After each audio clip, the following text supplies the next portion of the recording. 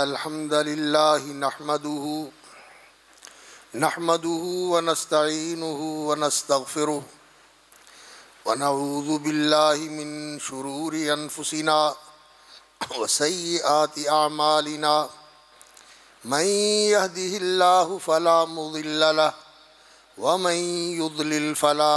هادي له وأشهد أن لا إله إلا الله وحده لا شريك له وأشهد أن محمدًا عبده ورسوله أما بعد فإن خير الحديث كتاب الله وخير الهدي هدي محمد صلى الله عليه وسلم وشر الأمور محدثاتها وكل محدثة بدعة وكل بدعة ضلالة وكل ضلالة في النار أعوذ بالله السميع العليم من الشيطان الرجيم قد أفلح من تزكى وذكر اسم ربه فصلى بل تؤثرون الحياة الدنيا والآخرة خير وأبقى إن هذا لفي الصحف الأولى صحف إبراهيم وموسى۔ تمام تر حمد و ثنا اور تعریف و ستائش، شکر و سپاس اللہ رب العالمین ارحم الراحمین کی ذات عالی صفات کے لیے مخصوص اور مستحق، لائق اور سزاوار ہے۔ افضل ترین صلوات اور برکات اور ازکیٰ ترین تحیات اور تسلیمات رحمت للعالمین سید الاولین والآخرین خاتم الانبیاء والمرسلین محمد الرسول اللہ صلی اللہ علیہ وسلم کی ذات بابرکات پر، ان کے اہل بیت اور ان کے صحابہ صحابیات، اور جو پھر اچھے طریقے سے اور نیک نیتی کے ساتھ اور پوری پابندی کے ساتھ ان کے نقش قدم پہ چلیں، اللہ تعالی ہمیں بھی ان میں شامل فرمائے۔ ان پر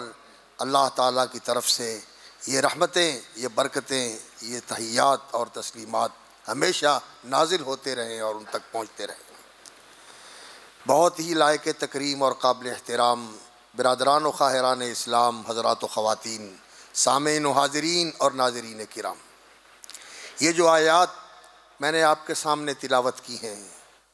یہ سورۃ الاعلیٰ کی آیات ہیں، اور آپ میں سے اکثر کو یہ مستحضر ہوگا کہ رسول اکرم صلی اللہ علیہ وسلم جو مسلمانوں کے اجتماعات ہوتے تھے، عید الفطر کا اجتماع ہو، عید الاضحیٰ کا اجتماع ہو، جمعہ کا اجتماع ہو، ان اجتماعات کے اندر جب رسول اکرم صلی اللہ علیہ وسلم جماعت کی امامت کرواتے تو آپ صلی اللہ علیہ وسلم کثرت کے ساتھ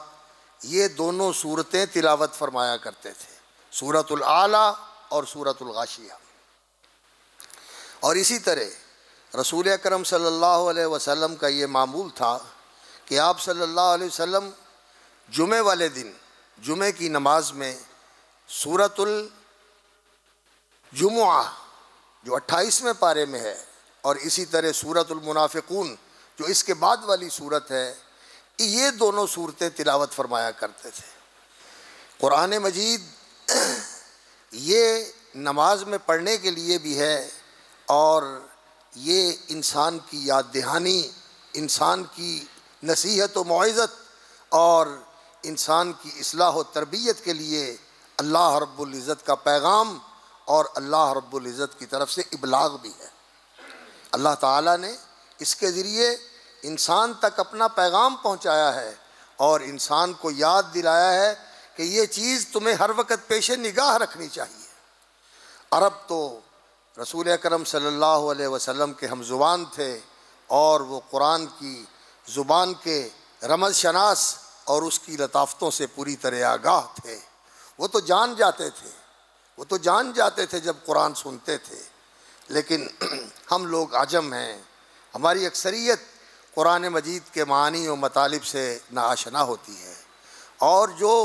کچھ تھوڑا بہت سمجھتے بھی ہیں وہ اس پر توجہ نہیں کرتے کہ ہمیں کیا سنایا جا رہا ہے اور کیا پڑھا جا رہا ہے اور کس چیز کے متعلق ہمیں آگاہ کیا جا رہا ہے، خبردار کیا جا رہا ہے، توجہ نہیں ہوتی۔ تو میں مناسب سمجھتا ہوں کہ میں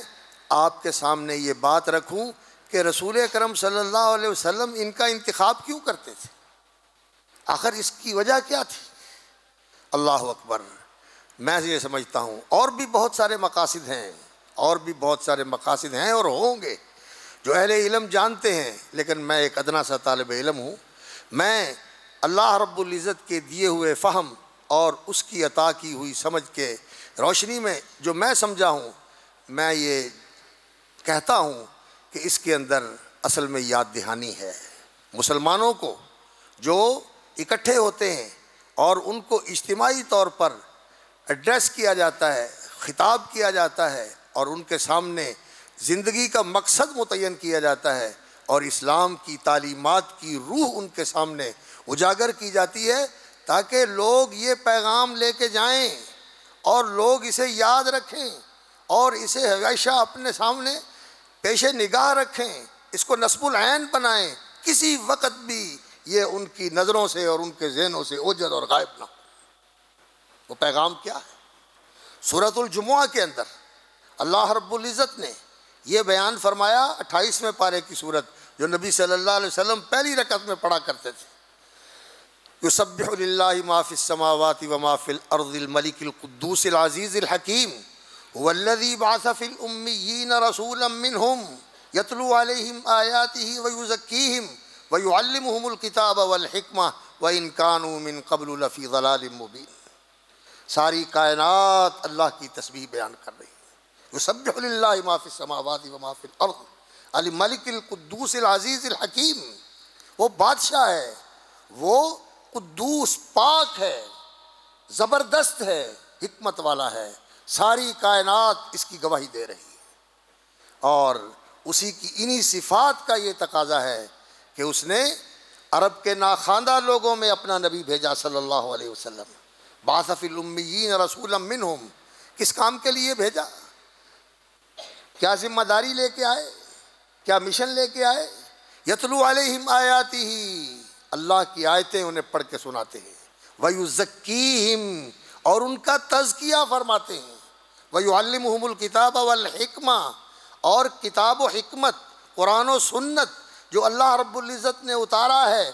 قرآن اور حدیث اور